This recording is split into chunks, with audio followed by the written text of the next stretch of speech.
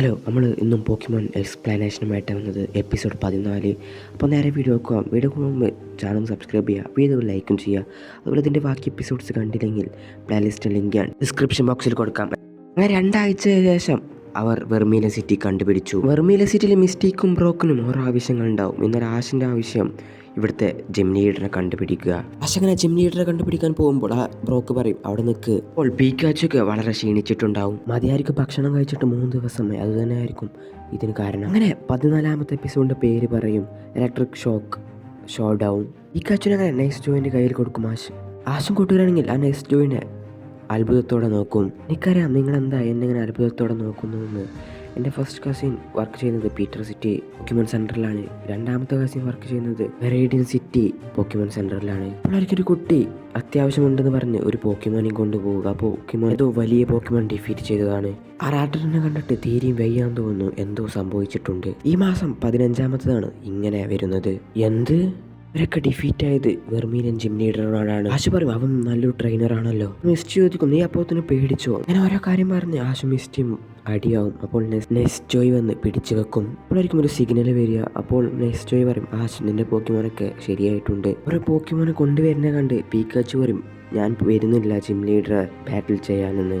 അങ്ങനെ ആശ പീക്കാച്ചിനെ കൊണ്ടുപോകാൻ നിൽക്കും. പീക്കാച്ചിക്ക് അങ്ങോട്ട് പോകാൻ താല്പര്യമുണ്ടാവില്ല.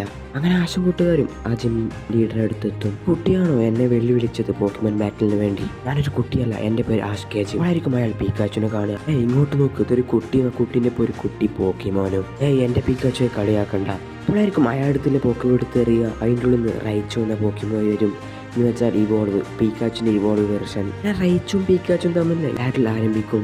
ആശ പീക്കാച്ചിന് പറയും തണ്ടർ ഷോക്ക്. ആ തണ്ടർ ഷോക്കാണ് റൈച്ചുക്ക് ഒന്നുമല്ല. അപ്പോൾ ജിം ലീഡർ പറയും എന്താണ് റിയൽ തണ്ടർ ഷോക്ക് എന്ന് കാണിച്ചു കൊടുക്കുമെന്ന്. പീക്കാച്ചു അപ്പോൾ തന്നെ നോക്കാവും. അവനെ തിരികെ വിളിക്ക്. റൈച്ചിനോ തണ്ടർ ഷോക്ക് വളരെ പവർഫുള്ളാണ്, ഇത് നടക്കില്ല. ആശ പീക്കാച്ചിനെ വിളിക്കുമെങ്കിലും പീക്കാച്ചു തിരികെ വരില്ല. പീക്കാച്ചു പിന്നെ റൈച്ചു അറ്റാക്ക് ചെയ്യുമെങ്കിലും റൈച്ചിൻ്റെ ഒരേ ഒരു അടി അപ്പോൾ തന്നെ പീക്കാച്ചു. അപ്പോഴായിരിക്കും ടീം റോക്കറ്റിനെ കാണിക്കുക. ടീം റോക്കറ്റ് ജെസ്സി പറയും പീക്കാച്ചു മത്സരം തോക്കുമെന്ന് തോന്നുന്നു. നീ പറഞ്ഞ ശരിയാണെന്ന് തോന്നുന്നു. നമുക്ക് പീക്കാച്ചുവിനെ പിടിക്കേണ്ട ആവശ്യമില്ല, നമ്മൾ ഇതുവരെ ശ്രമിച്ചൊക്കെ വെറുതെ ആയി. ഇനി നമുക്ക് റൈച്ചു പിടിച്ചാലോ? റൈച്ചു അങ്ങനെ ഒരു തണ്ടർ ഷോക്കും. ഇതോടെ പീക്കാച്ചുക്ക് നല്ലോണം പരിക്കായി. പീക്കാച്ചിനെ അങ്ങനെ പോക്കിമോൻ സെന്ററിലേക്ക് കൊണ്ടുവരും. റോക്ക് പറയും പീക്കാച്ചിനെ വെച്ച് നോക്കുകയാണെങ്കിൽ എത്ര സ്ട്രോങ് ആണ് റൈച്ചു. അടുത്ത പ്രാവശ്യം എങ്ങനെയായാലും അവനെ തോപ്പിച്ചേ പറ്റൂ. അപ്പോഴായിരിക്കും നെക്സ്റ്റ് ജോയ് തണ്ടർ സ്റ്റോണുമായിട്ട് വരുന്നത്. എന്നിട്ട് പറയും ഇത് യൂസ് ചെയ്ത് പീക്കാച്ചിനെ റൈച്ചു ആക്കി മാറ്റിയാൽ നല്ല പവർഫുൾ ആകാൻ പറ്റും. ആശ സ്റ്റോൺ എടുത്ത് കുറച്ച് ആലോചിക്കും. അപ്പോൾ പീക്കാച്ചിനെ ഇവോൾവ് ആക്കി റൈച്ചു ആക്കി കഴിഞ്ഞാൽ പിന്നെ പീക്കാച്ചുയും മടങ്ങി വരാൻ പറ്റില്ല. പീക്കാച്ചു നീ എന്താണ് ചെയ്യുന്നത്? ആശ പറയും ഞാൻ നിർബന്ധിപ്പിക്കുന്നില്ല നിന്നെ റൈച്ചു ആവാൻ, എനിക്കതിന് ഇഷ്ടമുണ്ടോ? ഇപ്പോൾ പീക്കാച്ചു തീരുമാനിക്കണം എന്താണ് ചെയ്യേണ്ടതെന്ന്.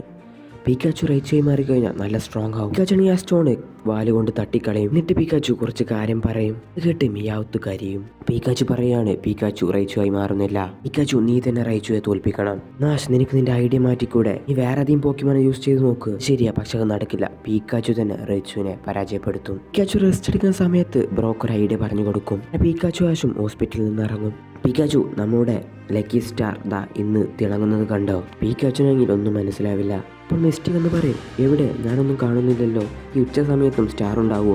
അങ്ങനെ ആ ജിമ്മിലേക്ക് ആശും ആശിൻ്റെ കൂട്ടുകാരും നടക്കാൻ തുടങ്ങി. അവിടെയെങ്കിൽ ടീം റോക്കറ്റ് വേഷന്മാർ വന്നിട്ടുണ്ടാവും പീക്കാച്ചിനെയും ആശിനെയും ചിയറപ്പ് ചെയ്യാൻ വേണ്ടി. ഇന്നലെ അവരവിടെ നിന്ന് പോകുമ്പോൾ മിസ്റ്റാണെങ്കിൽ താങ്ക്സ് ഒക്കെ പറയും.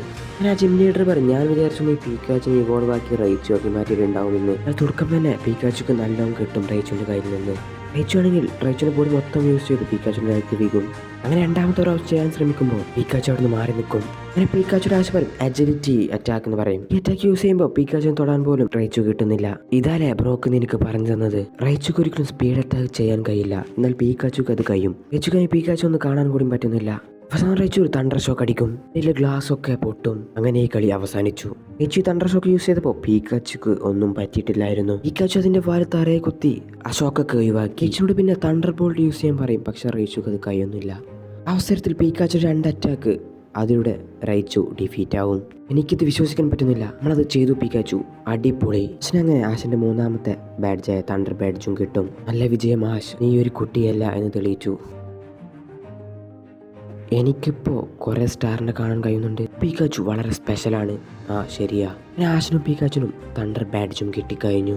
ഇനിയും കുറേ അഡ്വഞ്ചേഴ്സ് വരാനുണ്ട്. അങ്ങനെയൊക്കെ പറഞ്ഞുകൊണ്ടാണ് 14ാമത്തെ എപ്പിസോഡ് അവസാനിക്കുന്നത്.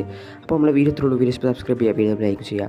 പിന്നെ അതുപോലെ തന്നെ ഞാൻ ആദ്യമായിട്ടാണ് ഒരു ദിവസം ഇടവിട്ട് പോക്കിമോൻ്റെ എപ്പിസോഡ് ചെയ്യുന്നത്. ഇതൊന്നും ഉണ്ടാവില്ല, ഇപ്രാവശ്യം ചെയ്യാൻ പറ്റിയതുകൊണ്ട് ഞാൻ ചെയ്തു. അപ്പോൾ അത്രയുള്ള വീഡിയോ.